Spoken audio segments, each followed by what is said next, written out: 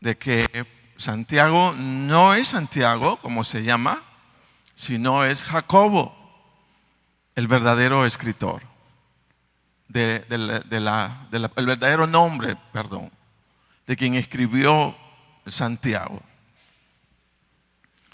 Y la interrogante que surgía es, ¿pero quién es ese famoso Jacobo? Y ese famoso Jacobo es un hermano del Señor Jesús, un hermano directo. Entonces es bueno porque entender esto, porque la fuente de donde estamos colectando, en este caso, la información para conocer más del Evangelio, cuando leemos Santiago, la estamos retomando de alguien que vivió en la casa con el Señor. Mire usted qué cosa más bonita. Vivió en la casa con el Señor, vivió su niñez, estuvieron juntos, lo conoció. Por cierto, le costó creer en el Señor precisamente por eso. Y leíamos también y veíamos que cómo se convirtió Santiago o el famoso Jacobo, siendo que había muchas dudas, muchas inquietudes en relación a, ¿será mi hermano el Hijo de Dios, como dice ser? ¿Será verdaderamente verdad el mensaje que mi hermano está diciendo, está hablando? ¿Y cómo superó esa duda? Dice que esa duda o esa incertidumbre que había nacido en la vida de Santiago se superó cuando se le apareció el Señor después de haber resucitado. Ahí sí quedó, como quien dice, impactado Santiago o Jacobo de lo que estaba viendo. Su hermano Jesús había muerto, pero su hermano Jesús, como algo extraordinario, había resucitado. Entonces ahí ya no tuvo duda. Ahí de veras dijo, de veras, mi rey, ¿verdad? Y mi Señor. No pudo más que entregarle la adoración, la reverencia, como algo precioso, ¿verdad?, que nace en la vida del ser humano, sobre todo cuando conocemos este lindísimo mensaje, como es el mensaje del Evangelio, el cual se predica, fíjese bien, en todo el mundo.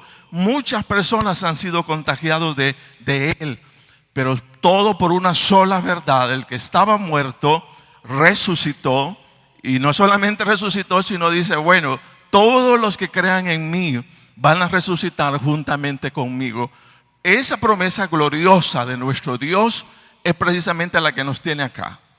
Saber de que el día que muramos solo estamos dormidos un par de tiempo según lo disponga el Señor, pero después viene una vida, o sea, eterna, juntamente con Cristo.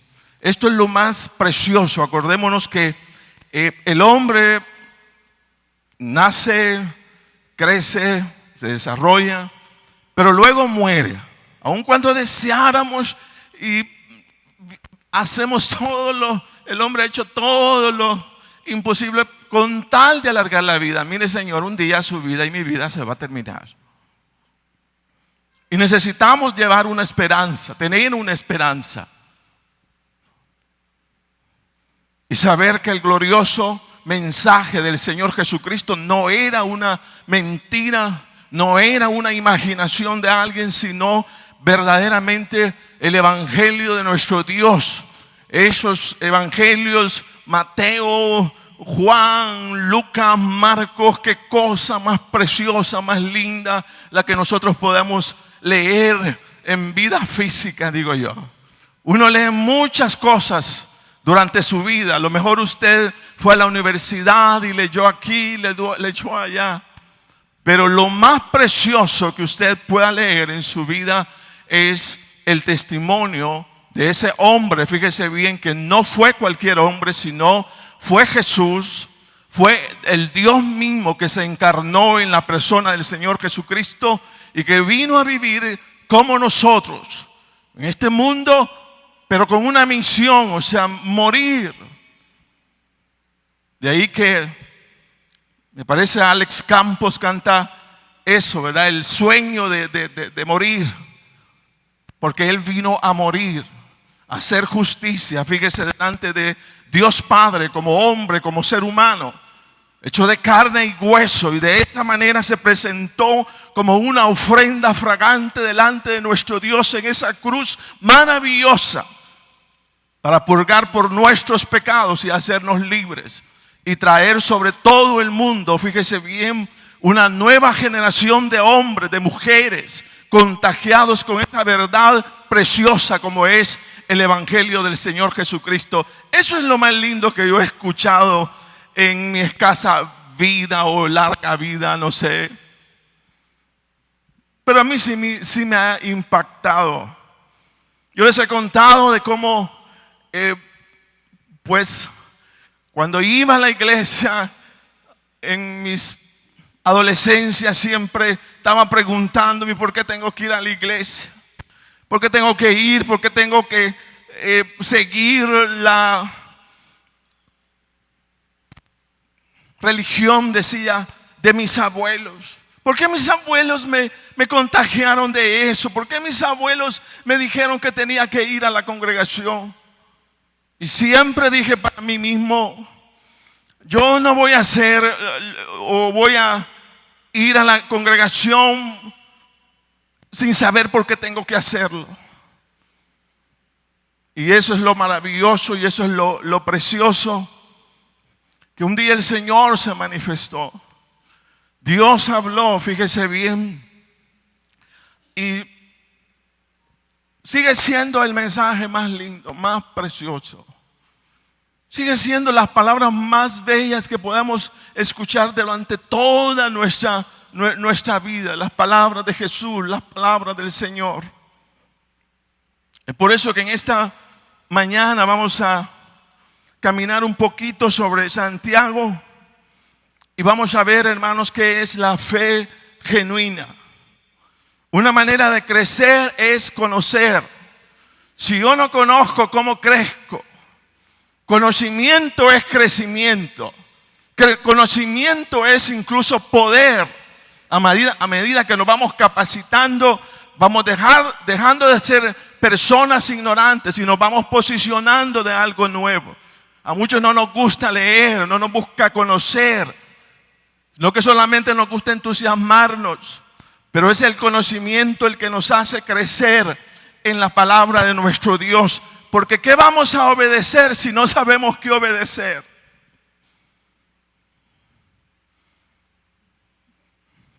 O sea, es ilógico. Entonces necesitamos conocer la palabra para crecer en la palabra y crecer en el Señor. Yo quiero preguntarle a usted, ¿cómo se considera usted en su experiencia como cristiano o discípulo del Señor? ¿Cómo se considera? ¿Como un cristiano productivo o como un cristiano estéril? Quiero decirle que una manera de ir avanzando es haciéndose preguntas. Si yo nunca me pregunto absolutamente nada en la vida, entonces yo no voy a encontrar respuestas. Yo siempre me tengo que estar preguntando, ¿y cómo es esto? Y de hecho, esa pregunta que hacen los niños, yo creo que nunca termina en la vida, porque es una forma, una manera de ir creciendo en el Señor. ¿Y cómo lo hago? Y de ahí se despiertan muchas cosas. Y como no puedo hacerlo, entonces yo voy a ir a capacitarme. Y cuando me capacito, entonces vengo y ahora puedo.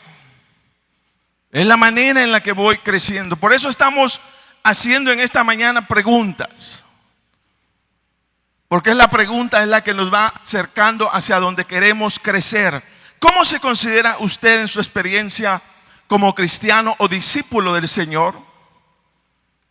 Y viene una extensión, como un cristiano productivo o como un cristiano estéril.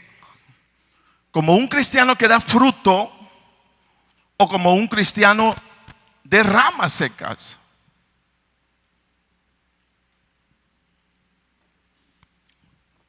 ¿Cómo se considera usted? A partir de ahí es que logramos avanzar y logramos pues ubicar, salvo que pues alguna diga, a mí no me interesa si soy productivo o soy estéril, me da igual. Ahí pues la cosa no camina.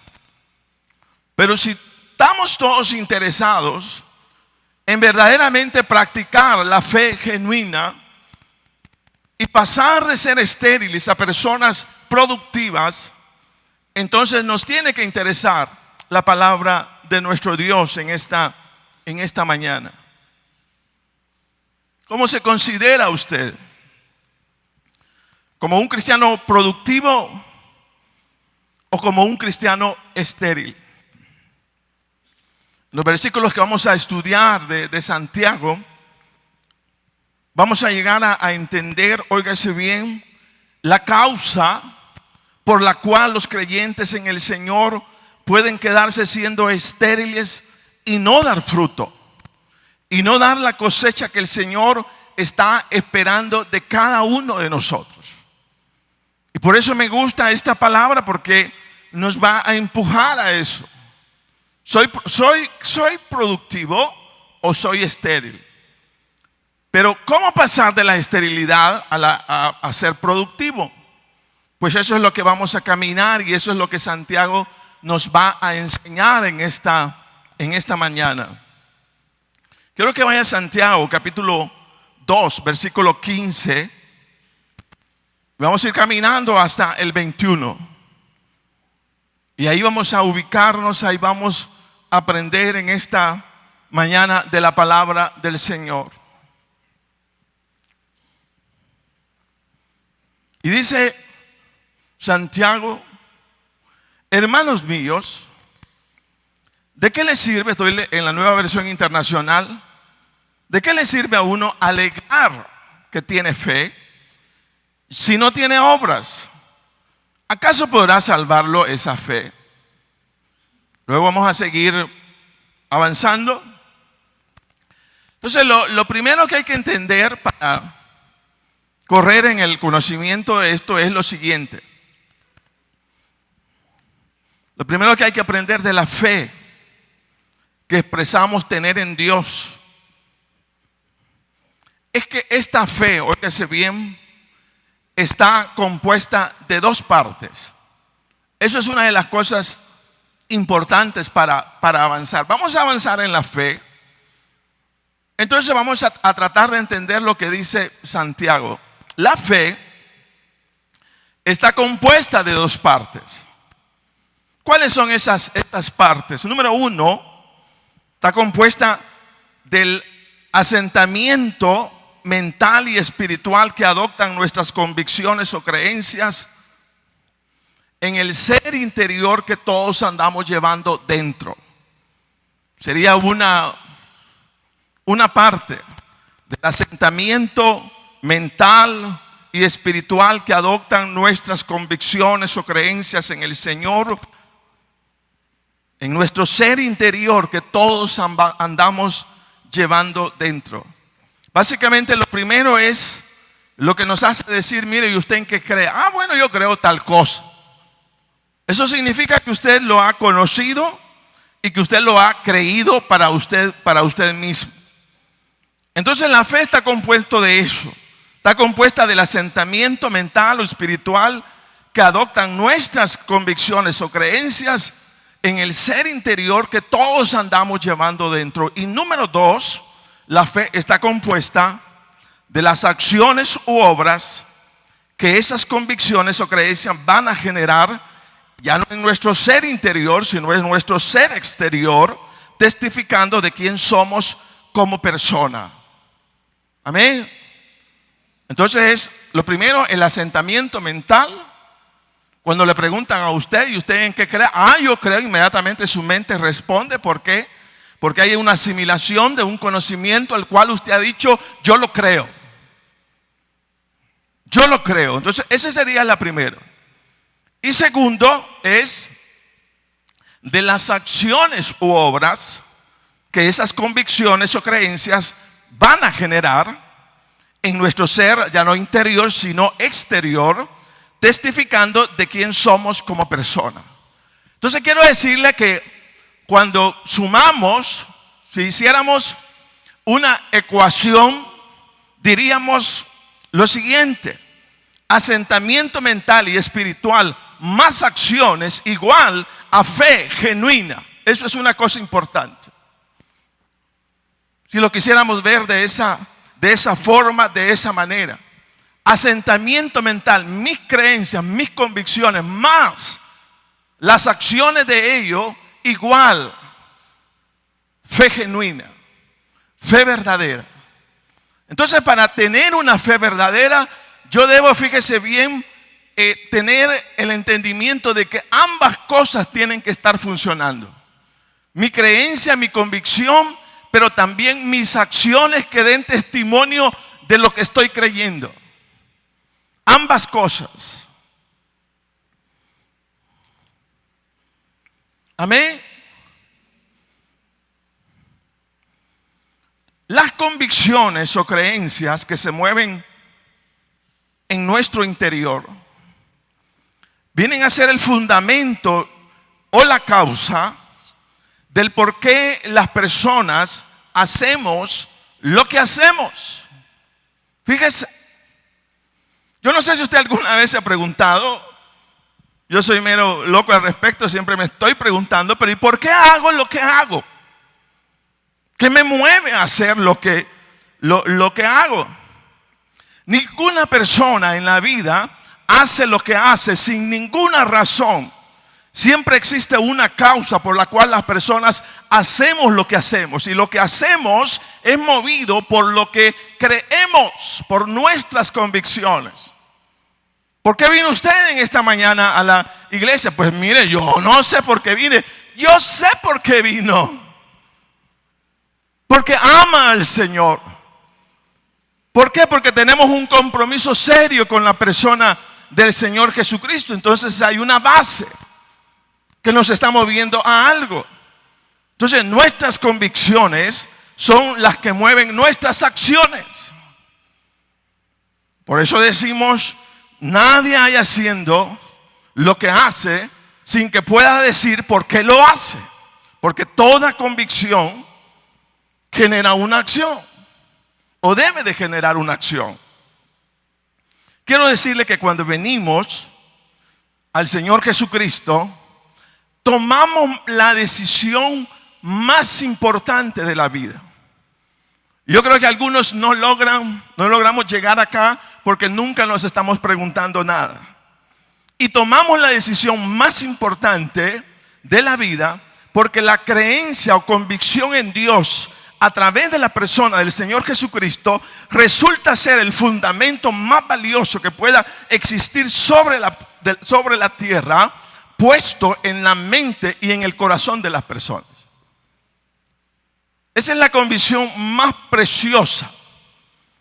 O como quien dice, es el diamante precioso, lindo que usted se puso en su vida. Creer en el Señor Jesucristo fue la decisión más importante que usted hizo en su vida física. Y sería ¿por qué? Porque será a través de la palabra del Señor que el hombre, que el ser humano logrará, oiga bien, internalizar las verdades, principios o mandamientos más importantes y valiosos que podamos conocer en la vida. Conocer en la vida. Hay muchos principios filosóficos reinando en el mundo, pero nada es comparado a las verdades eternas encontradas en la palabra del Señor. Nada es comparable. Pero fíjese, vea esto como algo maravilloso. Acordémonos que respecto a dar a conocer las buenas nuevas de salvación, fue el mismo Dios descendiendo de los cielos para comunicar de manera directa el pensamiento de Dios sobre la vida de los hombres. ¿Qué estoy tratando de decir? Óigase bien, que en una religión fue un hombre inteligente, fue un hombre eminente el que habló, Pero en el Evangelio quien habló fue la persona del Señor Jesucristo, el mismo Dios, dándonos a conocer su pensamiento y su palabra. ¿No lo ve usted como eso, como algo maravilloso? No fue un gran estadista, no fue un gran filósofo, no fue cosa semejante quien vino a darnos la palabra de Dios. Fue el Dios, el Hijo de Dios, Dios mismo, encarnado en la persona de Cristo Jesús, el que vino a comunicar este Evangelio. Entonces, en su comparación, repito, usted va a escuchar, si va a la universidad a través de las famosas filosofía 1, filosofía 2, ahí se mira el pensamiento de muchos. Aristóteles, Eurípides, Platón, aquí, allá, de todo ello. Pero óigase bien, el pensamiento más valioso que pueda existir sobre la tierra es aquel que fue puesto por el Hijo de Dios. Por eso la palabra, el Evangelio, se vuelve en algo tan lindo, tan maravilloso, porque esta no es la palabra de un filósofo, esta no es la palabra de un eminente, esta no es la palabra de un ser inteligente, es la palabra del Dios eterno, del Dios todopoderoso, a través de la persona de Cristo Jesús, que nos hablará. Amén. Logra diferenciar. Por eso a mí ahora me cuesta escuchar a alguien y tiene buenas ideas, tiene buenos pensamientos. Es inteligente. Sí, digo yo, pero no hay verdad eterna en eso. Por eso no me interesa. Es la filosofía, es la ética, es la medicina, es esto acá. Pero nada más lindo que la palabra del Señor. Nada es comparado. Nada, por el origen, por dónde viene, de dónde vino. Vino del cielo. Dios se encarnó en la persona de Jesús para comunicarnos su mensaje. Y eso lo hace distinto, lo hace diferente. Amén. ¿Sí me estoy dando a entender? ¿Cuántos alabamos a Dios? ¿Cuándo entendemos lo valioso del Evangelio? Amén. Es el Señor el que comunicó. No fue el estadista, no fue el ser dotado, fue Dios mismo comunicando su verdad a través de su palabra. Entonces eso lo hace diferente. Cuando usted lee cualquier libro, pues lee cualquier libro. Pero cuando usted toma la palabra de Dios, esa es otra cosa diferente. Esa es otra onda, como dicen, mire, esa es otra onda diferente. Bien diferente.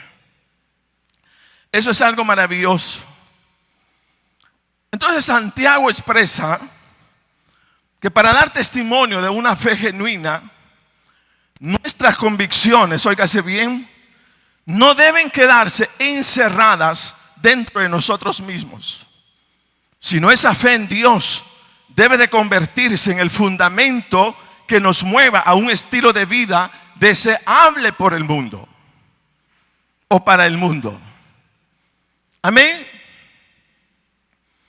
Entonces dice, bueno, si la fe genuina es dos cosas, es un asentamiento mental y espiritual de lo que creemos, pero a la par de ello son todas las acciones que surgen a partir de lo que hemos creído. Entonces eso tiene que ser una bomba, según Santiago. Quiero que leamos, sigamos leyendo. Dice, supongamos que un hombre o una hermana no tienen con qué vestirse y carecen del alimento diario. Y uno de ustedes les dice que les vaya bien, abríguense y coman hasta saciarse. Pero no les da lo necesario para el cuerpo. ¿De qué servirá eso? Así también la fe por sí sola, si no tiene obra, dice, está muerta. Oiga esto, lo que Santiago dice es que si tus convicciones o creencias no son capaces de moverte en la vida a algo productivo, tu creencia o tu convicción no tiene ningún valor, porque son creencias o convicciones muertas. Imagínese usted, yo creo, pero no hago. Y si yo creo y no hago, yo descubro algo en mí. ¿Por qué no soy capaz de hacer? Porque mi fe, tengo fe, pero está muerta. La creo para mí, pero nadie la mira. Tengo fe, pero ¿cómo es su fe? Muerta.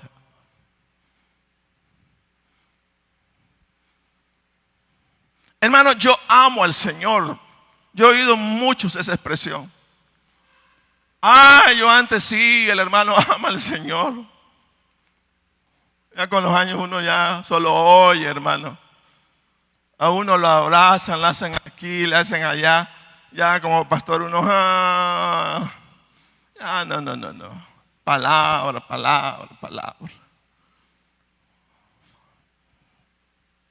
Dice que la fe sin obras es muerta. Si la fe no te mueve a servir a Dios, si la fe en Cristo no te mueve a dar testimonio de Jesús con tu vida, asistes a una iglesia, sí. ¿Haces esto? Sí. ¿Hablas como cristiano? Sí. Pero ¿por qué no haces algo que diga que verdaderamente crees en Jesús? Porque tu fe está muerta, mi fe está muerta simplemente.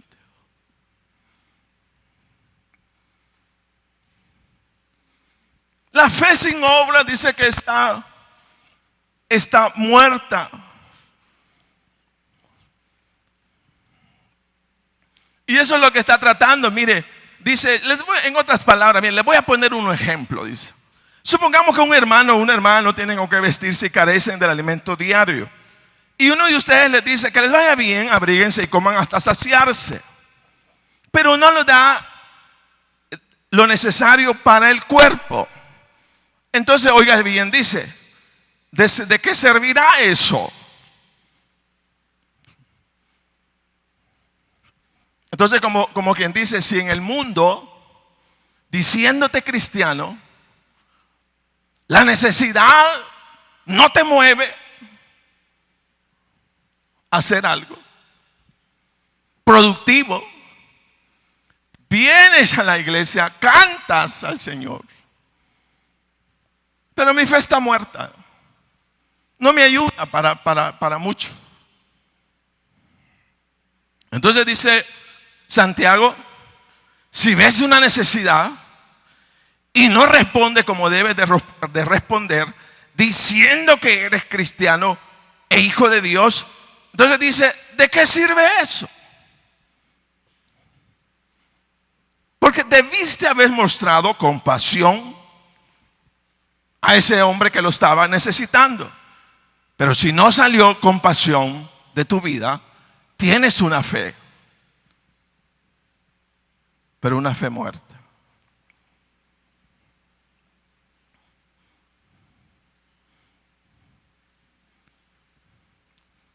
Amén. ¿Sí se entiende? ¿De qué me sirve mi fe? Si no puedo tener el carácter de Cristo mostrándose a la vida de otros. ¿De qué me sirve? Dice. Ay, hermano, pero mire, tanta revelación. Yo me he sentado con gente que ha contado revelaciones de todo.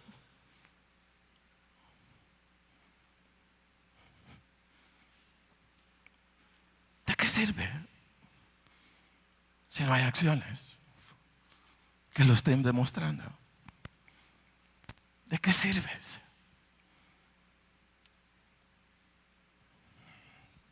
¿Por qué? Porque la fe sin obras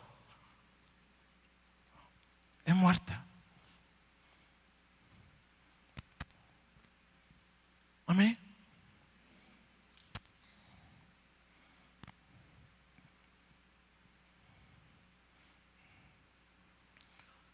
Santiago busca enfatizar aún más, no solamente de sustentar o almacenar una fe, sino de dar testimonio de ella. Y él sigue escribiendo y tratando de convencer de algo maravilloso. No se vayan a quedar con su fe sola. No se vayan a quedar. Yo creo que eso había en el corazón de Santiago. Mire, dice, les voy a narrar. Oigan lo que dice la palabra. Y luego se va los versículos 21. Oigan lo que dice.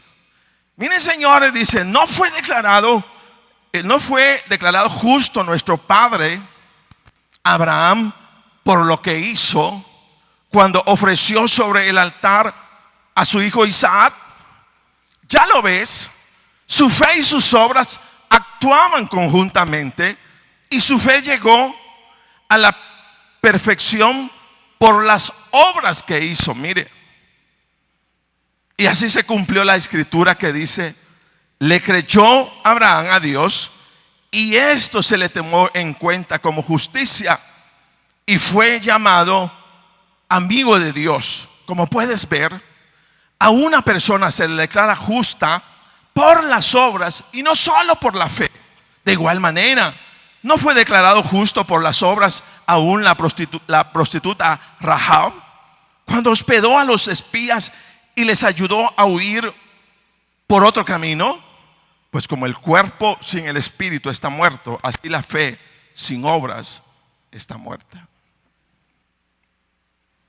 Entonces dice, miren estos hombres. Dijeron creer en Dios, pero vean lo que hicieron. Vean hasta dónde se arriesgaron. Vean hasta dónde estuvieron dispuestos. Ese hasta dónde estuvieron dispuestos dio testimonio de que verdaderamente sus convicciones eran reales. Fíjese que dice, no fue como cantaban, no fue como oraban, fue lo que fueron capaces de hacer que dio testimonio de que verdaderamente sobre ellos la fe en Dios estaba en sus corazones.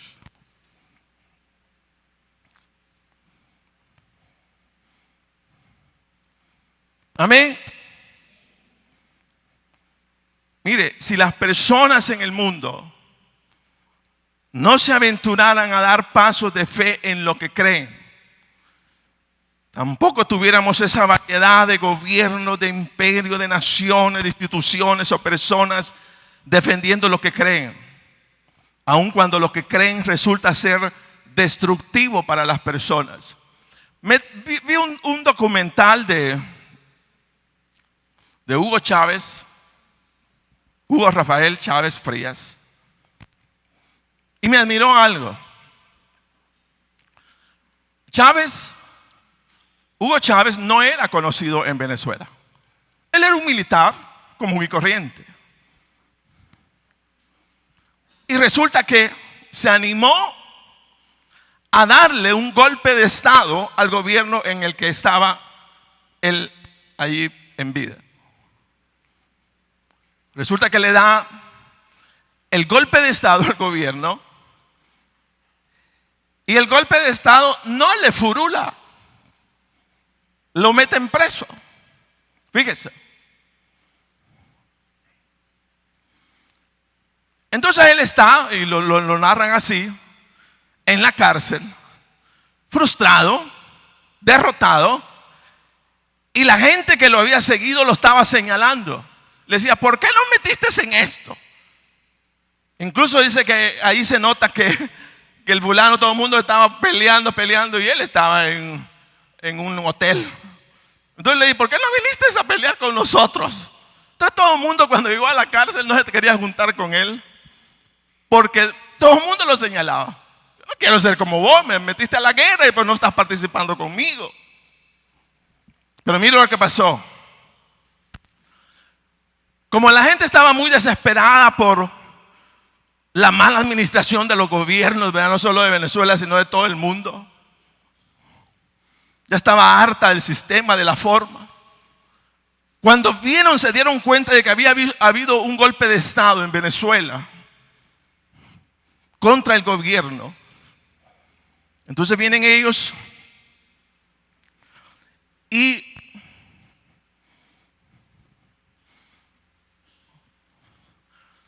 había habido el golpe de Estado y la gente comenzó a preguntarse, ¿quién es el que hizo el golpe de Estado? Ellos no lo conocían, ni sabían quién era Hugo Chávez, no sabían. Y la gente allá afuera, estando él en la cárcel, comenzó a preguntar, ¿quién fue el que dio ese golpe de Estado? Y todo el mundo comenzó a decir, Hugo Rafael Chávez Frías. ¿Pero quién es Hugo Rafael Chávez? El que dio el golpe de Estado. Entonces la gente vio un salvador en Hugo Chávez Frías. Fíjese. Y él estaba en la cárcel y la gente lo comenzó a popularizar allá afuera por el golpe de Estado. Entonces dice, apoyemos a Hugo Chávez, apoyemos a Hugo Chávez. Y él estaba frustrado en la cárcel y comenzó a escuchar que allá afuera se hablaba de Hugo Chávez Frías.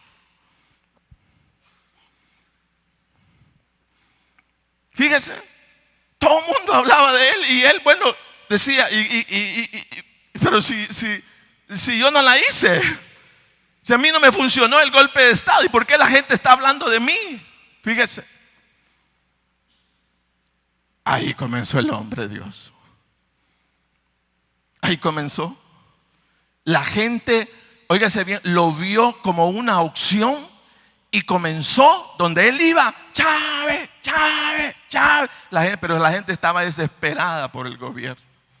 Y comenzó a ver en Hugo Rafael Chávez Frías una opción, fíjese usted. Una opción. Cuando el fulano salió, comenzó a hacer reuniones en los parques y comienza la popularidad. ¿Sabe qué me impacta? Que este fulano dice, bueno, si yo no he hecho nada, yo no he hecho nada para ganar tanta popularidad, si yo no me metí al golpe de Estado, pero parece que la gente me está apoyando. Entonces dice él, comenzó a creerse a sí mismo que era una persona destinada para gobernar. Nadie me va a frenar, nadie me va a parar. Y comenzó a hacer la contra cualquiera que se le oponía. Pero cuando se sentaba él a pensar decía, hey, Simón Bolívar fue un libertador. ¿Y yo quién seré? Parece que tengo el mismo espíritu de Simón Bolívar. Yo voy a ser un libertador. Y comenzó a hacer lo que hizo, creyéndose que era una persona elegida de Dios para hacer lo que hizo.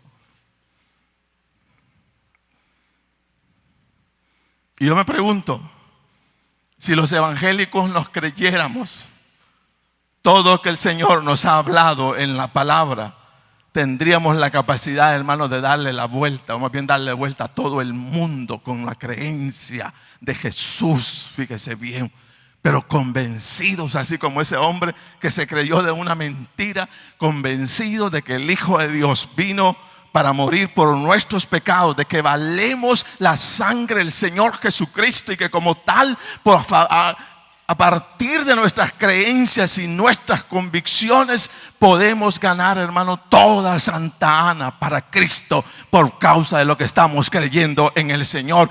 Pero ese es el punto, hasta dónde ha llegado mi fe,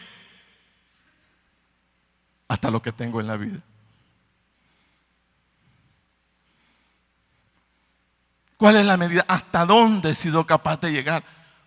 Ve hacia alrededor. ¿Qué ha hecho? Esa es su vida. Y lo que ha hecho define lo que ha creído.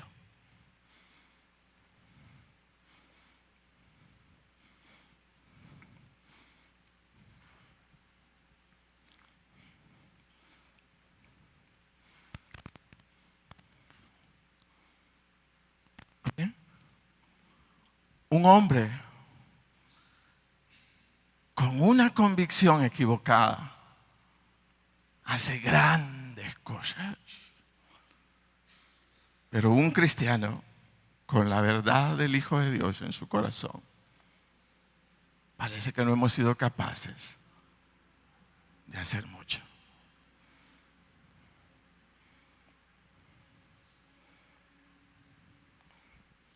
¿Cómo es su fe? Ay, hermanos, que fíjese. Palabra, palabra, palabra, palabra, palabra. Y podríamos concluir lo que el Santiago enfatizó.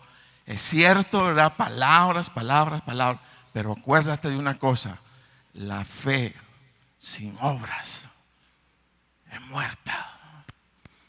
No te produce, no hace nada.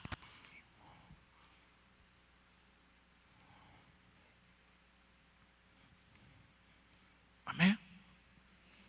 Solo quisiera darles 3 puntos. Yo sé que el tiempo me comió dando anuncios. Me voy a tomar unos minutos. ¿Por qué resulta ser tan importantes las acciones u obras en aquello que sustentamos, como son nuestras convicciones o creencias? Porque ahí viene el punto. Me hago otra pregunta. Bueno, ¿y por qué? ¿Qué significa? ¿Qué debo de pensar de las obras? ¿Qué son mis obras? Eso es para tener entendimiento de hasta dónde debo de llegar.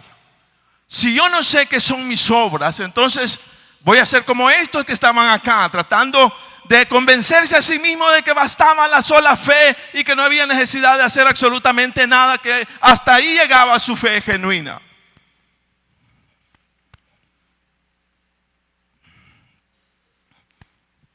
Entonces oiga lo que dice Santiago, ya lo ves.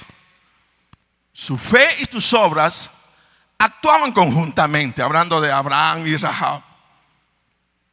Dice, y su fe llegó a la perfección por las obras que hizo. Entonces viene la interrogante. ¿Por qué es importante el operar en obras o acciones?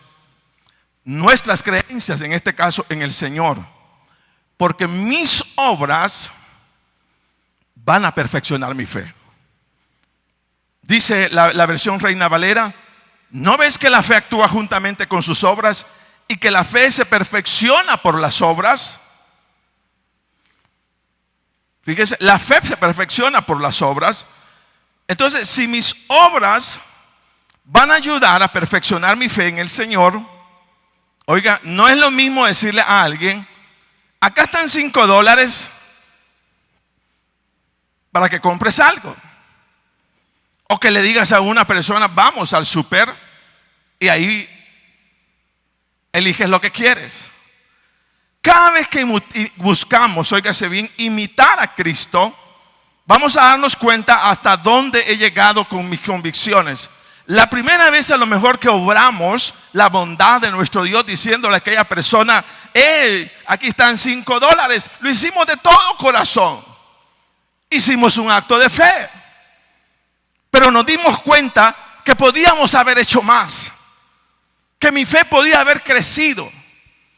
Pero a la segunda ya no hago solo eso, sino voy a su casa, le llevo todo lo que necesita. Mi fe creció.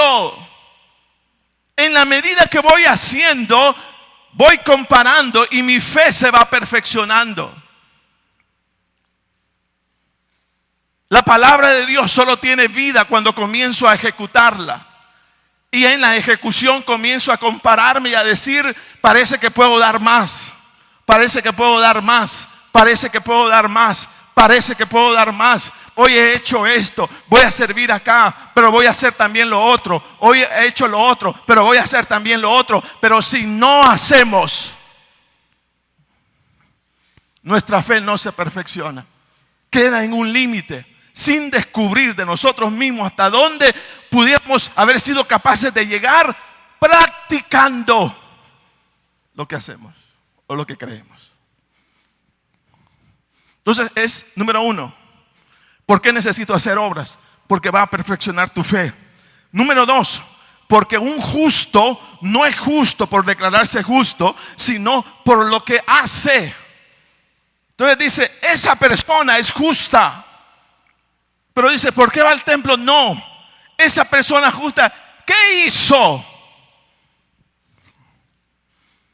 Mira, solo un justo puede hacer eso. Solo un justo puede tener esa amabilidad. Solo un justo puede tener esa paciencia. Solo un justo puede tener esto. Solo un justo. Entonces te confirma, la fe confirma que eres un hombre justo. Pero encontré otra cosa. Quiero que vaya a Efesios 3, versículo 8. Dice, aunque soy el más insignificante de todos los santos, recibí esta gracia de predicar a las naciones las incalculables riquezas de Cristo y de hacer entender a todos la realización del plan de Dios, el misterio que desde los tiempos eternos se mantuvo oculto en Dios, creador de todas las cosas.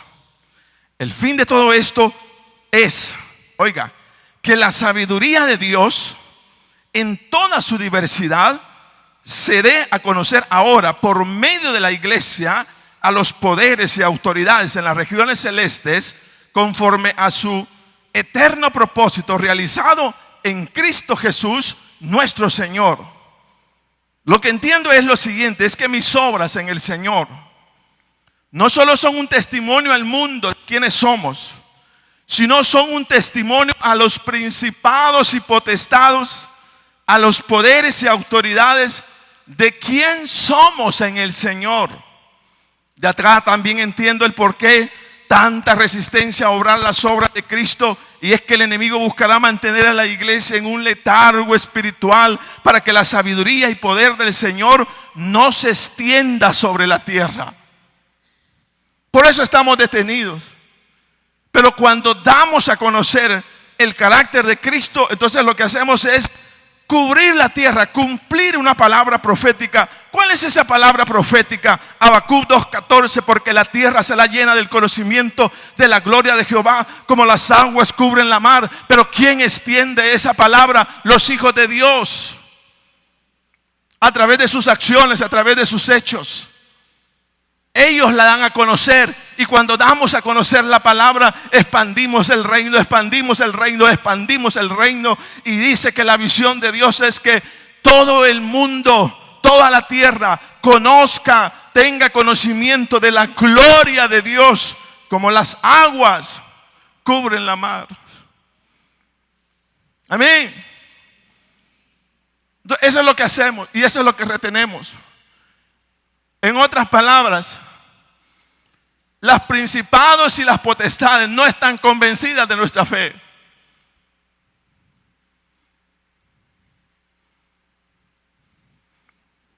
Por la falta de obras. No estamos dando a conocer esos misterios,